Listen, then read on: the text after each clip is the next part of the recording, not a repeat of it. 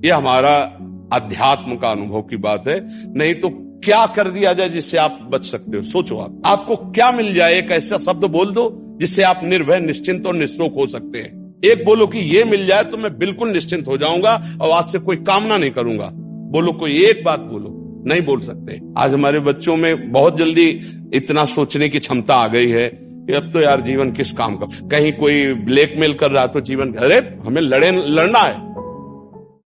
तो ये जो बच्चा बोल रहा है कि हम भयभीत हो जाते हैं, हम शोकित हो जाते हैं, हम आगे, ये नकारात्मक सोच ही तो है। क्यों है? क्योंकि आधार नहीं है। आधार हो तो फौरन उसकी काट है। भगवान है ना, प्रभु है ना, ऐसा कैसे हो सकता है? हम उनका भजन करते हैं, हम उनके आश्रित हैं, ऐसा कैसे हो सकता है? महाराज जी, ये तो सोच रख लिया और इससे हम पार भी हो गए। महाराज जी, फिर जब असफल हो जाएं उसके बाद हमारा क्या मान्यता रहनी चाहिए? सही बात पूछो तो जब आप ऐसा करोगे तो असफलता में सफलता का ही आनंद अनुभव में आएगा। सकारात्मक सोच ही जीवन का सुख है। नहीं तो दुख और सुख और जय और पराजय ये टिकाऊ नहीं है। जैसे दिन टिकाऊ नहीं है, ऐसे रात टिकाऊ नहीं, ऐसे सुख टिकाऊ नहीं है, ऐसे दुख टिकाऊ नहीं। कोई सदैव विजयी नहीं रहता, कोई सदैव हारता नहीं, कोई सदैव सुखी नहीं रहता, कोई सदैव दुखी नहीं रहता। ये क्रम चलता रहता है। दुख के अवसर पर हमें हमारे विचार बचाते हैं हमको। अभी हम अपने विचार में अपने को बीमार मान ले तो हम कल से आने लायक नहीं रहेंगे। ध्यान रखना, हम आज अब भी नहीं मानते कि हम बीमार हैं। तो हमारी निगेटिव सोच जो है ये बिना भजन के नहीं जाएगी। और अगर ये बनी रही तो अरबों रुपया हो, खूब बड़ा पद हो, पति, व्यवस्था, पत्नी, सब कुछ हो, लेकिन नकारात्मक सोच तुम्हें चैन से नहीं रहने देगी। पक्की बात मान लीजिए। इसको सुधारना है तो सत्य पे आइए, धर्माचरण कीजिए, पवित्र चरित्र रखिए और नाम जप कीजिए। आपकी सोच बदल जाएगी। देखो, आपकी सोच अच्छी है तो आप थोड़ा कम पैसे वाले भी है ना, गरीब भी हैं, तो मस्त रहेंगे। सोच सही नहीं है तो चाहे आपके पास अरबों रुपया हो, आपका जीवन नरक जैसा रहेगा। क्योंकि आपकी सोच अशांति, कलह, नाना प्रकार की वासनाओं में, खेल में फंसाकर आपको नष्ट कर देगी। तो हमें लगता है कि बिना अध्यात्म के चिंता, भय, शोक इसका दूर होना बहुत कठिन है। नाम जप करो, चरित्र पावन रखो। आज प्रायः चरित्र को हम नहीं सुरक्षित रख रहे। तो ये समझ लीजिए कि चरित्रवान के पास ऐश्वर्य चरण चूमता है।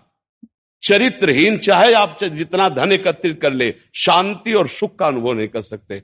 अब ये बात शास्त्र की और संतों की मानना स्वीकार करो तो अभी आनंद की अनुभूति हो जाए। हमारा चरित्र देखो, हम राम चरित्र गाते हैं। राम जी रघुवंश में प्रकट हुए और रावण उत्तम कुल पुलस्त करनाती, ब्राह्मणत्व उत्तम कुल पुलस्त करनाती, लेकिन चरित्रहीन हो गया तो राक्षस कहा गया। समझ रहे? चरित्र गाते हम, राम चरित्र गाते हैं। मां केवल अंतर है नहीं, वही बड़ी रा उसमें भी लगी हुई है। मां वही भगवद अंश है, जय विजय और कोई दूसरा नहीं है।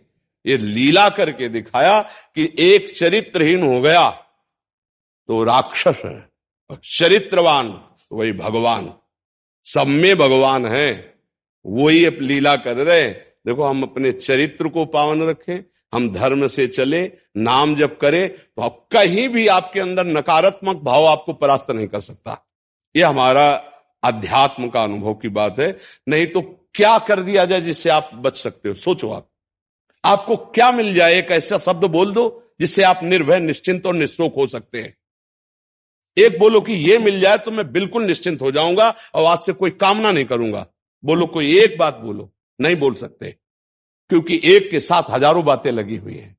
एक केवल वो है कि परमात्मा मिल जाए तो फिर सब पूर्ण हो जाए। जिसके पाने के बाद कुछ पाना बाकी नहीं रहता, जिसके जानने के बाद कुछ जानना बाकी नहीं रहता, और जिसको अनुभव करने के बाद कोई भय नहीं रहता।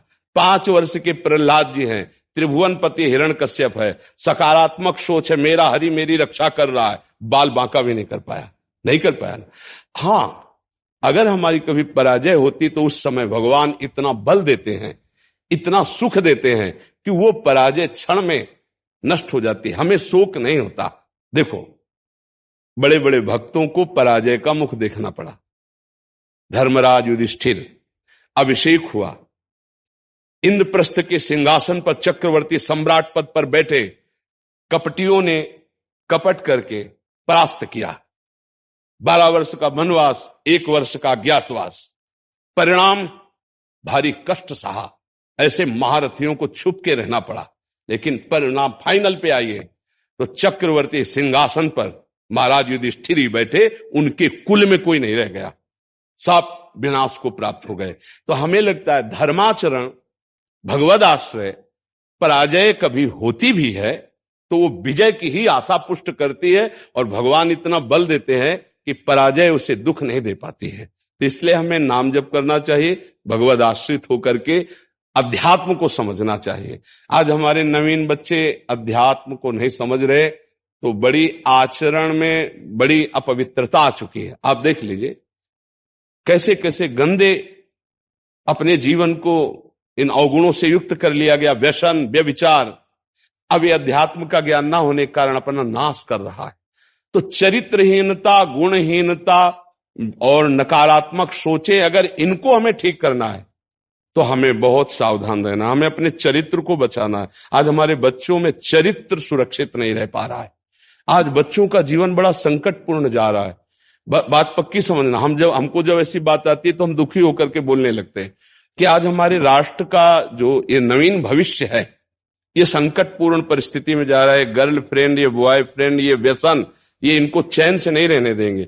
नवीन नवीन अवस्था के बच्चे हैं, जब गंदे आचरणों में फंस जाते हैं, अब उनको ब्लैकमेल किया जाता है। वो अपने माँ बाप से बता नहीं सकते कि दूसरे से कहने घुटते रहते हैं, और अगर ज्यादा घुटन आ गए तो अपने आप को।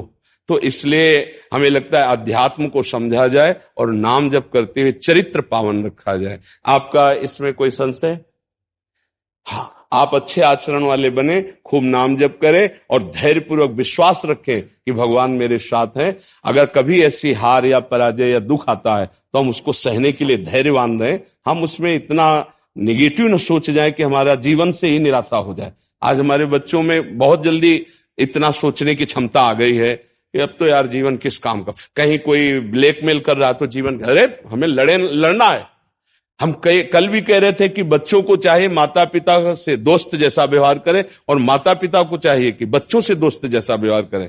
दोनों आमने सामने बैठकर उनके हृदय की बात को जानें और उनको दोस्त की तरह सपोर्ट करें, तो आगे बढ़ सकते हैं, वो दलदल में फंसे हुए निकल सकते हैं। नहीं तो कई ऐसे गंदे बच्चे होते हैं जो अच्छे बच्चों को अपने विषय जाल में फंसा करके उनके जीवन को बर्बाद करते हैं।